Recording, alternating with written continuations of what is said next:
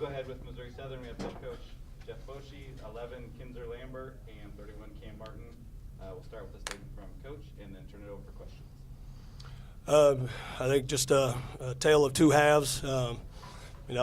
Honestly, first half I told our guys at the end of the game I was embarrassed. They were scoring at will, and we didn't do anything to disrupt them, to make them feel uncomfortable. Everything they wanted to do, they did, and it wasn't necessarily their sets, but it was just them playing in closeouts, us getting beat in defense transition, for the second straight game, and just started off from them just simply pitching it ahead and playing in closeouts off of that, and.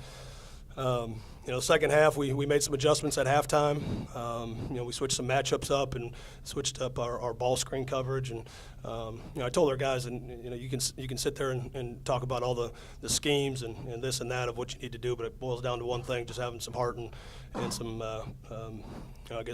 some balls to guard somebody. That's what it boils down to. And we did that in the second half, and just proud of these guys for how hard they fought. They didn't quit.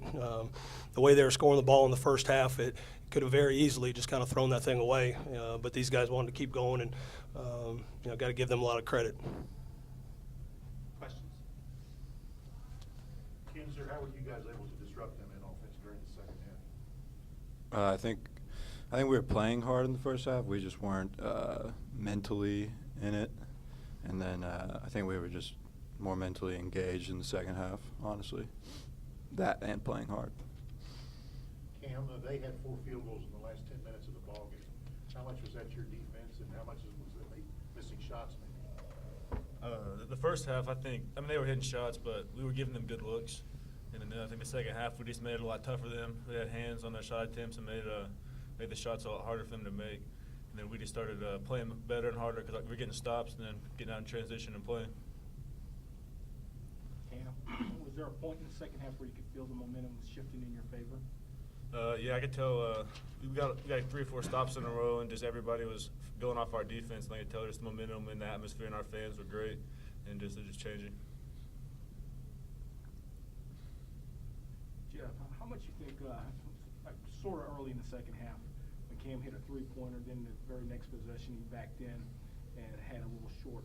How much you think that kind of disrupted the other team's defense when he was going both inside and outside? Well, I think it poses a big problem. Yesterday he goes 9 of 10, and first half he was 0 of 3, and I think it gave him just a little bit more confidence. I didn't think Cam was playing his best up to that point, and I felt like it's kind of crazy when a big guy steps out and hits a 3. I think he gets a little bit more confident. But once he hit that, I felt like it gave our team a lot more energy, than defensively. And obviously, I thought we did a better job of just contesting shots and flying out to three-point shots, and then finishing it.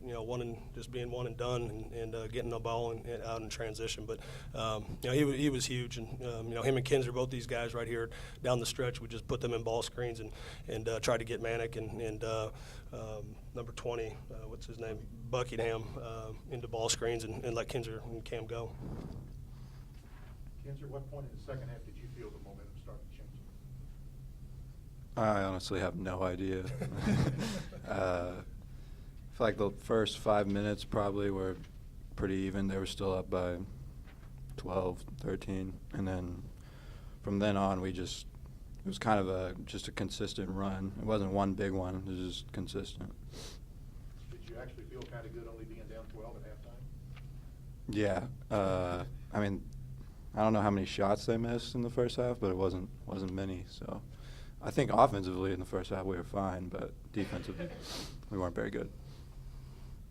Jeff, in a game where so many points are scored, it's hard to pinpoint one point, but I thought Parker Jennings, when he hit a 3-pointer, about 5 minutes left to go, to give you an 8-point lead. How big of a shot was that to give you an 8-point cushion? Well, that was big. I thought Parker was really good coming in and really controlling the pace of the game and reading some of those things in ball screens. And You know, we've got concepts that we play off of, and you know, Cam had, I think Cam was the one that threw it out, but you know, Parker's done that all year. He's played his role perfectly. You know, there's times where he plays a lot, and there's other times where he, you know, plays 7, 8, 9, 10 minutes. And we always tell our guys, you got to be ready for your number to be called, but he just hit a big-time shot, and you know, he's shooting good percentages and have all the trust in the world in him.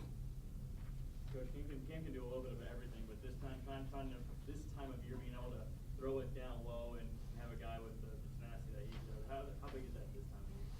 Well, it's huge. It makes our job as coaches a lot easier to, you know, if we need a basket. And you know, I told our guys at the beginning of practice on Monday after we got back after the Pitt State loss that we've got to play through him. And you know, if we don't create any advantages the first 6 seconds in transition, that ball at some point has got to be touched in the paint. You know, whether it's getting the ball directly to him or driving the basketball, getting a paint touch, and then kicking it. But it's just a comforting feeling to know that you can throw the basketball down inside and let him go to work. And you know, he shoots close to 70%, so he's got a pretty good chance of going in.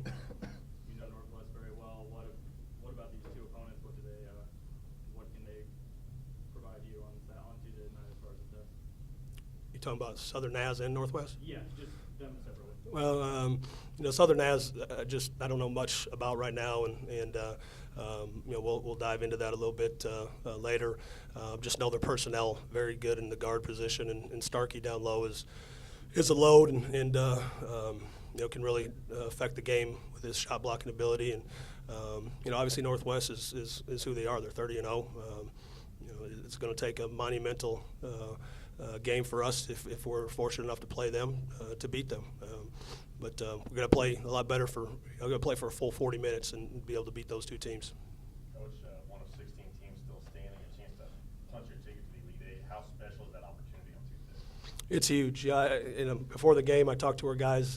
There's only been one other team in Missouri Southern history, I believe, and Jim, correct me if I'm wrong, that's made the Sweet 16, and one team that's made the Elite Eight. So, you know, we keep telling our guys that, you know, take advantage of the opportunity that's in front of you, and you have an opportunity to impact an entire community of Joplin, a university, and a lot of Missouri Southern alum basketball players that follow these guys on a consistent basis and keep in touch with Coach Korn and myself, and let us know how proud they are of these guys. So we're just excited about the opportunity, obviously, and you know, we'll enjoy this for a few hours, and we'll get back to work tomorrow.